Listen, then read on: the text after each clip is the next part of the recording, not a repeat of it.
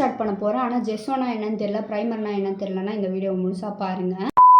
First of all ப்ரைமரும் ஜெஸ்ஸோவும் ரெண்டும் ஒன்று தான். ப்ரைமர் தான் ஜெஸ்ஸோ, ஜெஸ்ஸோ தான் ப்ரைமர். இப்போ கேன்வாஸ் வாங்கினதுக்கப்புறம் நீங்கள் பெயிண்டிங் பண்ண போகிறீங்க அப்படின்னா ஒரு கோட்டை வந்து ஜெஸ்ஸோ அடிக்கணும், ஒரு நல்ல அமௌண்ட் அடிக்கணும். ஏன் அப்படின்னா ஜெஸ்ஸோ அடித்ததுக்கப்புறம் நீங்கள் வந்து பெயிண்டிங் பண்ணிங்கன்னா ஒரு நல்ல ஒரு ஸ்மூத்தான சீம்லெஸ்ஸான ஃபினிஷ் கொடுக்கும்.